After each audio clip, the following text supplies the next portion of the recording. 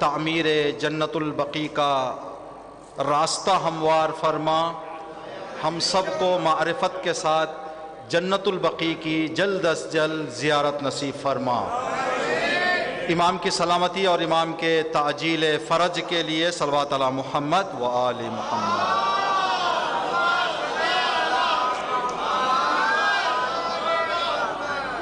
چوتھے امام، امام سید الساجدین زین العابدین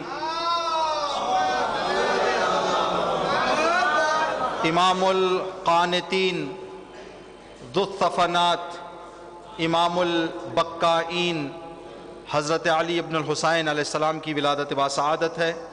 امام کا ایک مشہور لقب جو ہم بہت زیادہ استعمال کرتے ہیں اور وہ نورانی لقب ہمارے زبانوں کی زینت ہوتا ہے، وہ ہے سید سجاد۔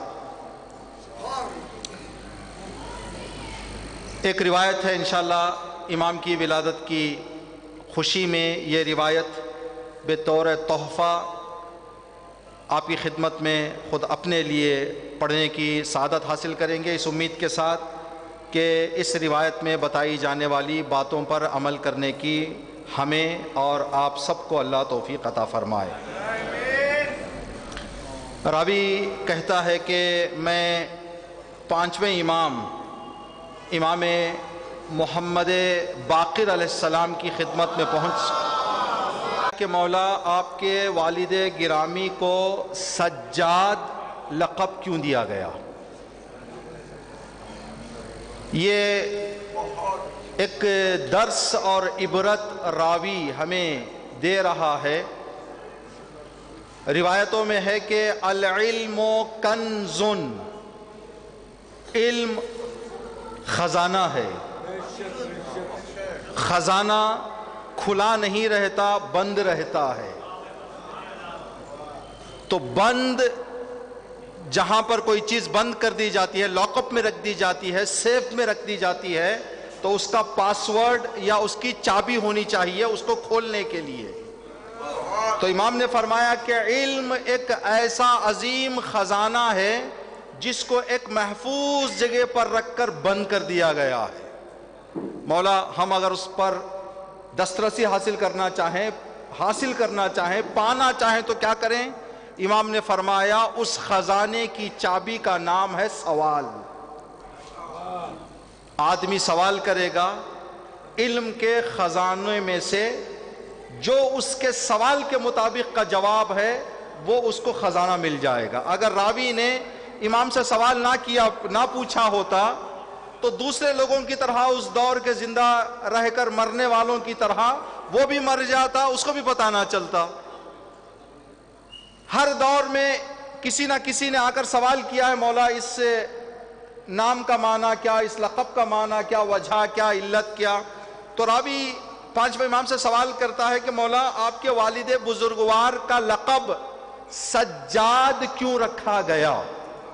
اور سجاد کا معنی آپ حضرات جانتے ہیں، سجاد یعنی زیادہ سجدہ کرنے والا یا سچا سجدہ کرنے والا، حقیقی سجدہ کرنے والا، سجاد۔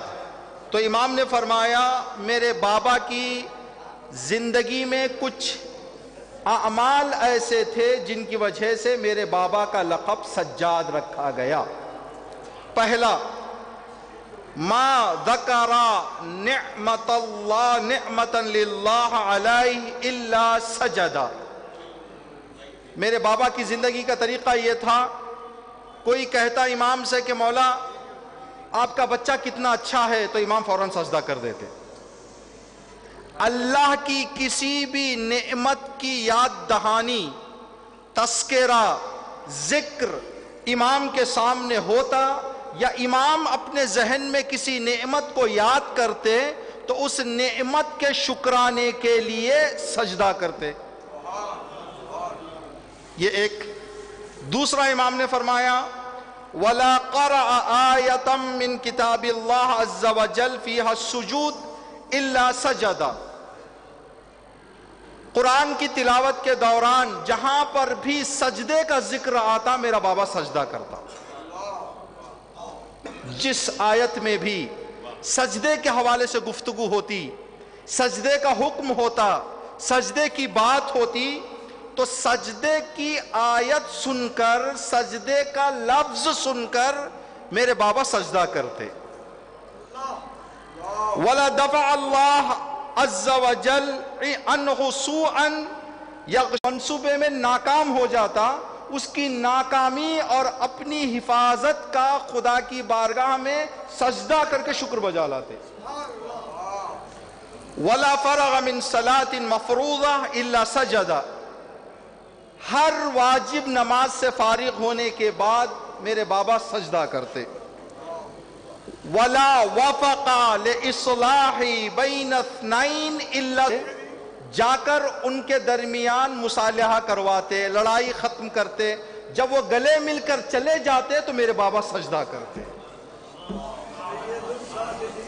جب دو لوگ اختلاف رکھنے والوں کو میرے بابا محبت میں بدل دیتے، ان کی نفرت کو دور کر کے محبت وہاں پر برقرار کر دیتے، جب وہ لوگ مسکرا کر جاتے واپس، جب گلے مل کر جاتے، جب کدورت اور نفرت کو نکال کر جاتے، تو اس بات کو دیکھ کر میرے بابا سجدہ کرتے. وَكَانَ أَثَرَ السُّجُودِ فِي جَمِيعِ مَوَاضِعِ سُجُودِهِ، میرے بابا کے اعضائے سجدہ میں سے کوئی ایسا عضو نہیں تھا جس پر گٹھے نہ ہو.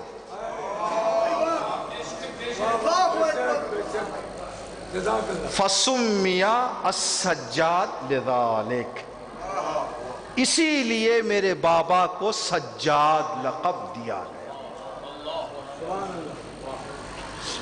اس روایت سے ہم امام کی عظمت بھی جان گئے، امام کا خدا سے رابطہ بھی سمجھ میں آتا ہے، امام کی عظمت کا راز بھی معلوم ہوتا ہے. جو جتنا خدا کے سامنے جھکے گا خدا اس کو اتنا اٹھائے گا، اس کو اتنا بلندیوں پر لے جائے گا، اس کو اتنا خدا عظمتوں سے نوازے گا. اب اس کے بعد انسان بعض عبادت ثواب ہے تو فوراً ذہن میں، یہ علامہ زکی صاحب نے بھی اپنی مجلس میں فرمایا تھا، فوراً ذہن میں نماز خیال یہ آ جاتا ہے کہ مصلی بچھا کے سجدہ کا تسبیح رکھ کے قرآن لے کے بیٹھ جائیں تو ثواب ہے. نہیں، یہ آپ کا آنا بھی عبادت. گھر سے آنے کا جو آپ نے ارادہ کر کے راستہ طے کیا وہ بھی عبادت.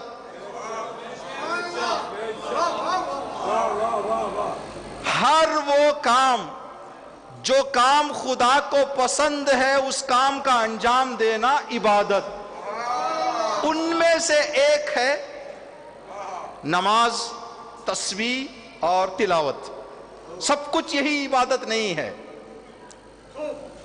اسی طرح شکر کی جب بات آتی ہے تو معمولاً معاشرے میں یہ دیکھنے کو ملتا ہے کہ مائیں بچوں کو سکھاتی ہیں، یا معاشرہ بچوں کو، معاشرے کے افراد کو سکھاتا ہے، بھائی کھانا کھانے کے بعد الحمدللہ کہو.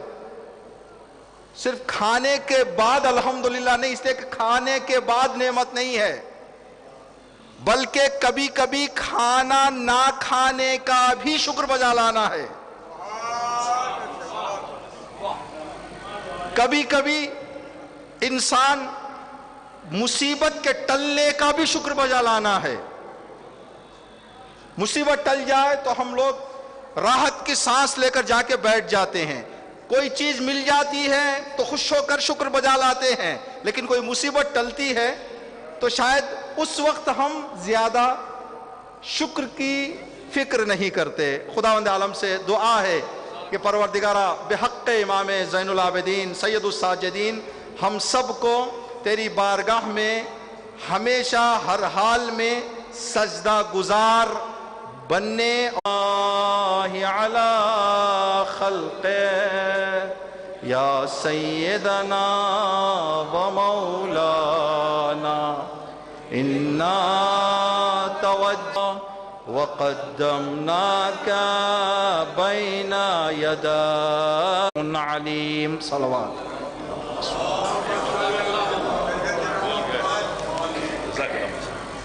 جزاک اللہ.